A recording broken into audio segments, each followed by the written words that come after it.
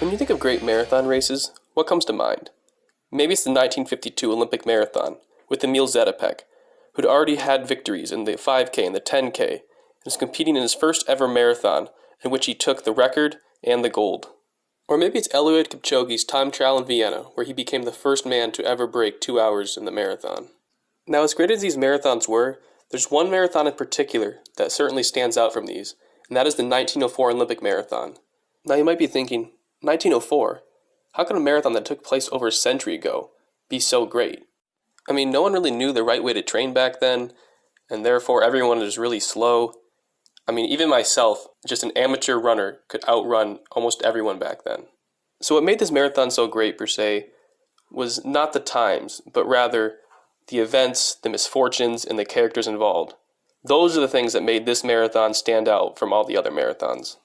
I'm Luke Lathrop, a senior at Oakland University, and this is my podcast on the 1904 Olympic Marathon. The 1904 Summer Olympics took place in St. Louis, Missouri, a place known for its high temperatures and high humidity. The marathon consisted of 32 athletes representing 4 different nations: the United States, Greece, South Africa, and Cuba. Now I must note that Albert Corey, a man representing the United States, was actually a Frenchman. He didn't show up with the correct registration papers, so the commissioners of the race said to him, "Well, we can't have you compete, unless you want to run for the U.S." So that's what he did. Now there were 10 men representing Greece, none of whom had ever run a marathon in their lives. There were 2 men representing South Africa. They weren't professional runners, they just happened to be in St. Louis as part of a South African exhibit. They showed up to the start line with no shoes, but they did make history as being the first black athletes in the Olympics. Now there was just one man representing Cuba. His name was Felix Carvajal. He had been performing running exhibitions in Cuba, but he wasn't a professional runner in any way like the Americans were. And to make the start of the race even more interesting, this race was held at 3 p.m. on a 90-degree day, with only one water stop, which happened to be contaminated. The reason for these unfavorable conditions could be blamed on the race's commissioner, James E. Sullivan. Mr. Sullivan had used this race to test his hypothesis that if he were to purposely dehydrate athletes, that it would actually enhance their performance. And as a result of Mr. Sullivan's experiment, the athletes suffered. The first runner to suffer from these horrendous conditions was John Lorden, who was actually the pre-race favorite. Just a few miles in, we see Lorden collapse, vomiting on the side of the road. Now this was likely due to the heat and the inhalation of all the dust that had been kicked up by all the cars. William Garcia was another runner who had fell victim to these conditions. Garcia had been up at the front pack for quite a while, but slowly faded about halfway through the race. At mile 18, we see Garcia collapse in a ditch, coughing up blood and suffering from severe dehydration. Doctors say that if it had not been for the spectator who had found Garcia in the ditch, Garcia may have died right then and there. One of the South African runners, Len Tau, was fortunate enough to not let the heat nor the dehydration get to him. Unfortunately for Tau, he ended up getting chased off course by wild dogs, adding several minutes to his overall time. The Cuban runner, Felix Carvajal, has a backstory that preludes this race that is too good not to talk about. As stated earlier, Felix was not a professional runner, just a man with dreams to become one. He didn't have the money to go to the Olympics, so what he did is he put on running exhibitions in Cuba until he had enough for a ferry ride to make it to New Orleans.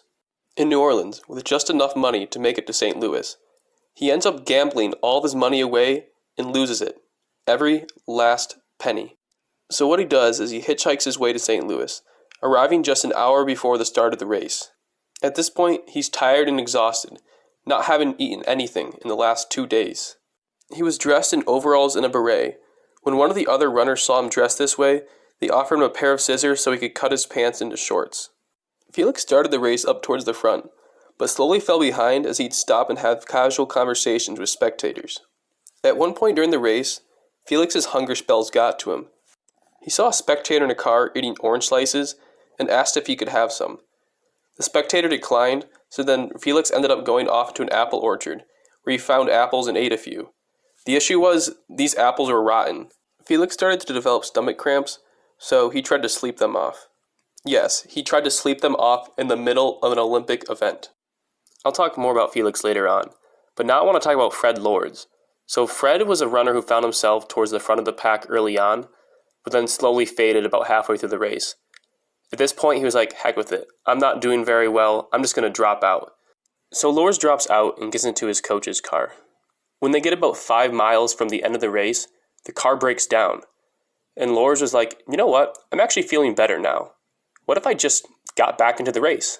So that's what he does. He hops back in the race and ends up zooming past the front pack all the way into the stadium where he breaks the tape first.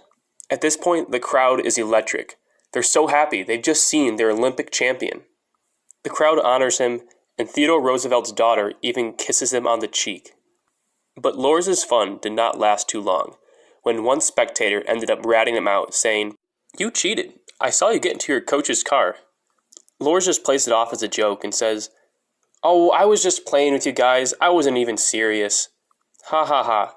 Well, the race commission didn't think it was too funny, and they ended up putting a ban on Lors for several years from any racing competition. So if Fred Lors wasn't the winner, then who was? Well, that'd be this story's hero, Thomas Hicks. Hicks was another runner who had been up towards the front for most of the race, but was also suffering from the heat and dehydration, just like everyone else. About halfway through the race, Hicks asked his trainers for a sip of water. One of the trainers, J.P. Lucas, says, "Water? You don't need water, but here's a sponge that you can wet your mouth with." So Hicks takes the sponge and wets his mouth and is like, whatever. Further along in the race, Hicks asks his trainers once again for some water, and the same thing happens where they say, "No, you don't need water." But this time, instead of offering him a sponge, they give him egg whites and strychnine. Yes, you heard that right, strychnine. The same drug used for rat poison. The strychnine gives Hicks a little bit of a boost, and he continues along with the race. When Lors ends up passing Hicks, Hicks becomes very discouraged, and he asks his coaches if he can just lie down. Now, of course, his coaches refuse his request, and to boost his spirits, give him some more strychnine, some more egg whites, and a little bit of brandy on top of all that. Now, all these stimulants in Hicks' system keep him going for a while, until they don't. About 2 miles from the finish, Hicks really starts to hallucinate. He thinks he still has 20 miles in the race to go and tells his coaches, "I'm just giving up now, I can't do it." Now his coaches object, having Hicks place his arms along their shoulders as the three of them walk the last 2 miles to the finish line. As Hicks breaks the line, in a whopping time of 3:28:45, he collapses, seeking medical attention immediately. Just like William Garcia, doctors say that Hicks was that close to death that day. After Thomas Hicks's victory, we see Albert Corey come in second, Felix Carvajal come in fourth, Len Tao come in ninth, and all the other competitors we discussed, they didn't finish. Out of the 32 racers at the start, only 14 finished the race, with 17 not finishing and 1 disqualifying. So this marathon really had it all. We had dog attacks, fainting, dehydration, rotten apples, contaminated water, cheating, drug use, and an unlikely hero. Now, with all that said, I think this race is a lot more than just a great story. I think there's a lot of implications that we can take away from it. The fact that 17 racers were unable to complete the race says an awful lot. These runners were subject to the cruel treatment of the race commissioner and their trainers. Why was the race being held in the middle of the day when it was 90 degrees? Why was there only one water stop, which was contaminated? Why was Thomas Hicks refused water after begging for it time and time again? Why did 32 runners have to suffer from consequences that easily could have been avoided? Oftentimes we like to think that athletes being mistreated is more of a modern day thing, which this race proves that it very well isn't. This has been occurring for decades, and it needs to stop. It happened in 1904, and it happened again in 1996 with Carrie Strug. Carrie Strug was forced to vault on a broken leg. For what? For a gold medal? We care about a gold medal that much? Now, luckily, there are athletes who are taking a stand against this mentality of performance over health and well-being. A great example of this is Simone Biles in the 2020 Olympics. Simone was struggling with her aerial awareness, and it was making it difficult for her to compete some of her skills. To many coaches, there is no excuse for this. If you're physically healthy, then you're competing. Despite all the voices in the room telling Simone to compete, she said no. She knew that competing would be a risk to her safety. Now, if only James E. Sullivan, J.P. Lucas, and all the other coaches and trainers in the 1904 marathon would have adopted the same mentality,